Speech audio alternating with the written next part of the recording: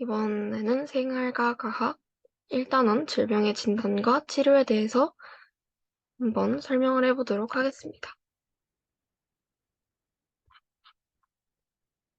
일단 질병이란 무엇일까요? 질병이란 심신의 전체 또는 일부가 1차적 또는 계속적으로 장애를 일으켜서 정상적인 기능을 할 수 없는 상태를 말합니다. 그래서 질병은 감염성 질병과 비감염성 질병으로 나눌 수 있습니다. 감염성 질병은요, 병원체가 동물이나 인간에게 침입해서 병을 일으키는 것을 말합니다. 병원체로는 바이러스와 세균, 곰팡이, 기생충 등이 있습니다. 감염성 질병은 병원체가 전파되었다고 해서 모두 질병이 나타나는 것은 아닙니다. 즉, 병원체에 대한 인간의 저항력 정도에 따라서 질병이 나타나기도 하고 나타나지 않기도 하는데요.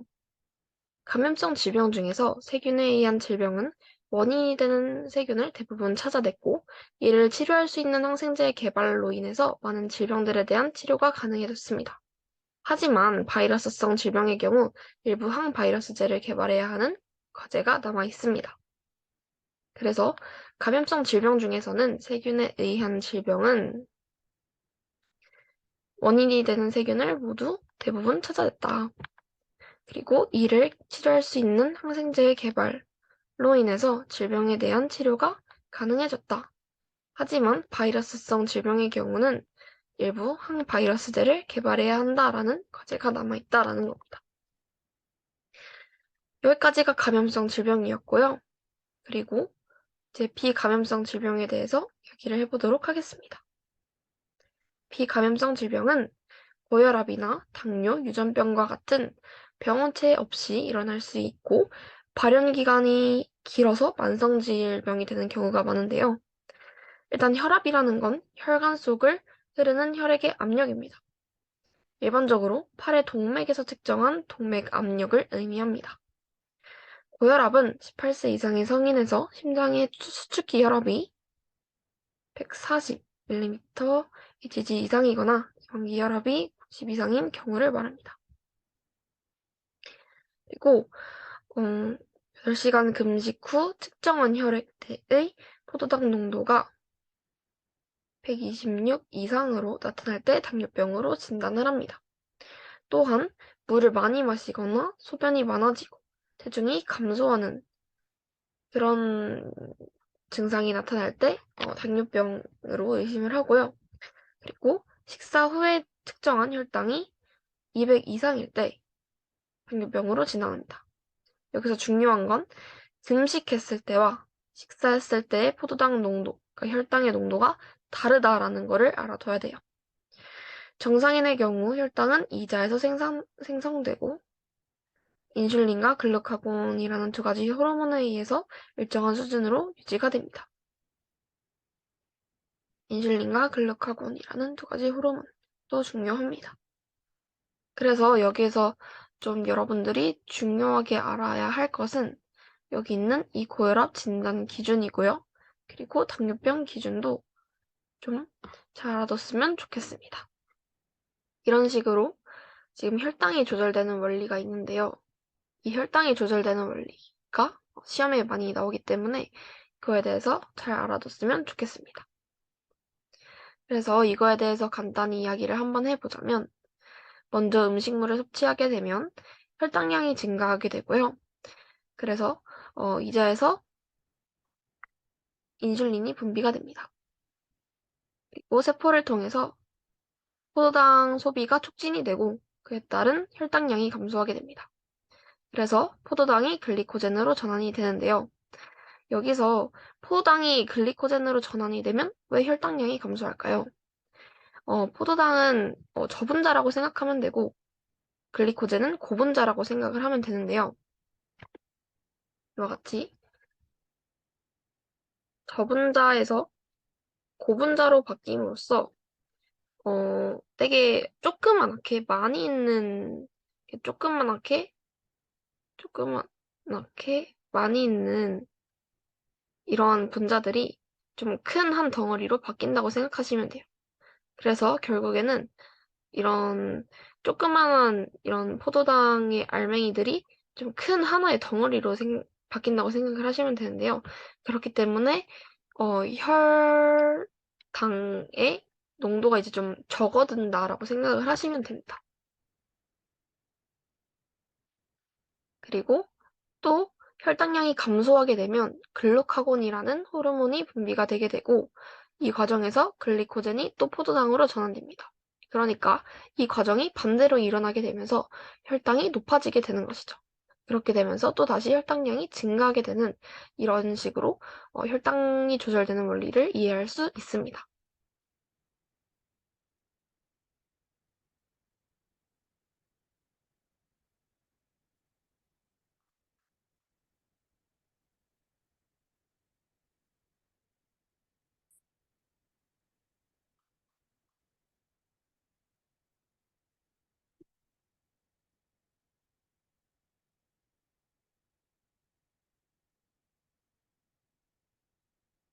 그리고 질병은 어떻게 진단을 하게 될까요?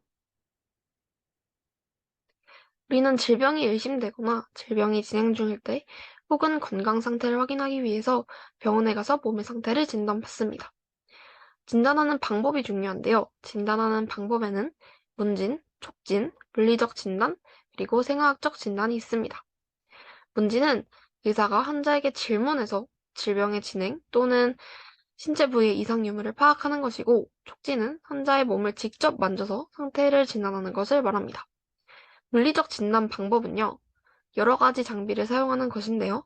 우리에게 잘 알려진 청진기는 심장의 박동 소리나 호흡 소리를 비롯해서 혈관에서 나는 소리를 들어서 몸 상태를 알아내는 진단 도구입니다. 내시경은 카메라가 설치된 가늘고 긴 관을 체내에 삽입해서 장기의 내부를 직접 관찰하는 도구입니다. 또한 혈압계는 어, 정상 혈압은 이만큼의 혈압을 나타내고 동맥의 혈압보다 높은 압력이 주어지게 되면 혈관이 완전히 막혀서 혈액이 흐르지 않습니다. 이거는 사진으로 보면은 좀 더 이해가 잘 돼서 사진으로 설명을 해보도록 하겠습니다. 이런 식으로 혈압 측정의 원리가 있는데요. 이 원리는 굉장히 중요하기 때문에 한번 알아두고 시험을 보시는 걸 추천드립니다. 일단 그 전에 언급한 대로 일반인의 정상 혈압은 요만큼인데요. 요거를 좀 외워두는 게 좋겠죠.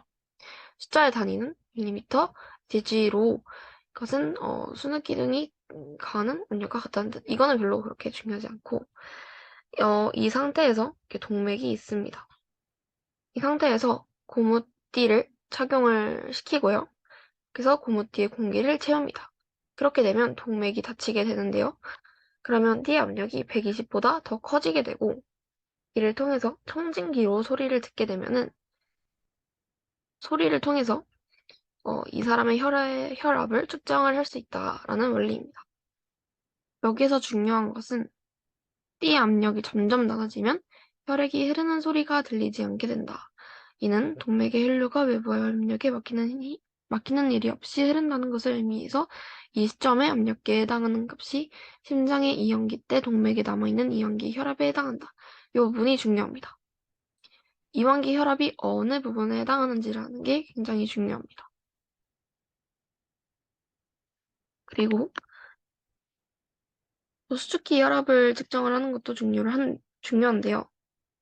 이것은 청진기로 소리를 들으면서 천천히 공기를 빼면 어느 순간에 동맥으로 혈액이 흐르기 시작하는 소리를 들을 수 있습니다. 그래서 이게 바로 수축기 혈압과 같아지는 순간이라고 합니다. 또 영상 촬영을 하는 방식인데요. CT는 컴퓨터 단층 촬영이라고 불리고요. 이제 한 단면 주위를 쏘면서 여러 방향에서 X선을 쏩니다.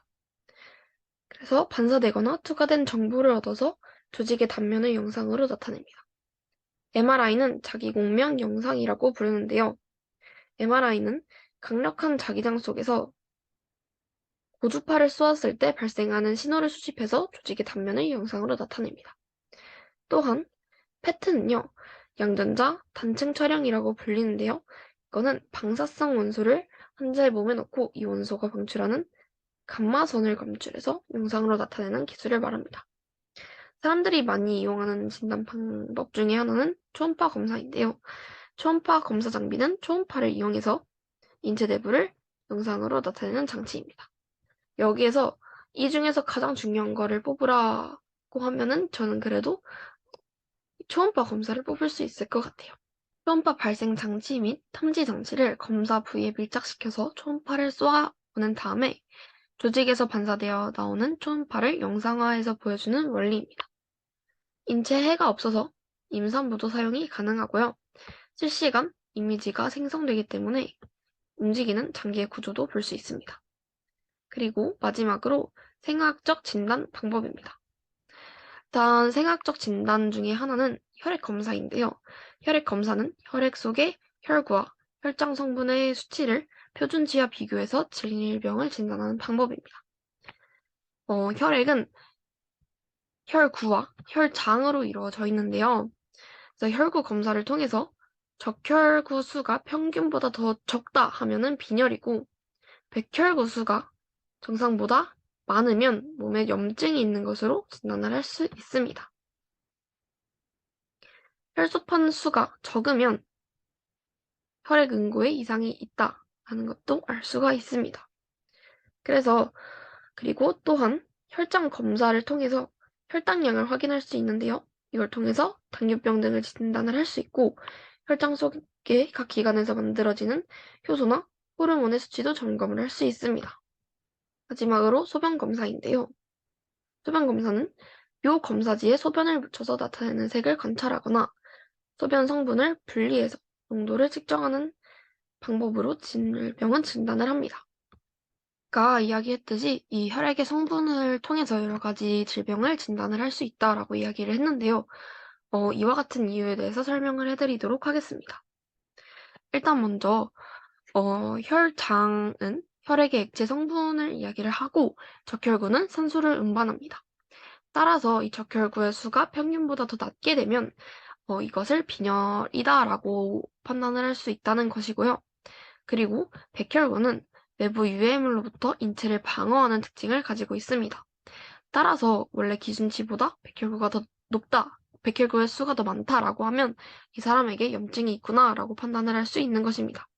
그리고 혈소판은 지혈을 담당하는 것으로서 혈소판이 더 적게 되면 거에 이상이 있겠구나 이렇게 생각을 할 수 있는 것입니다. 실제로 소변 검사의 세 가지 방법이 있는데요.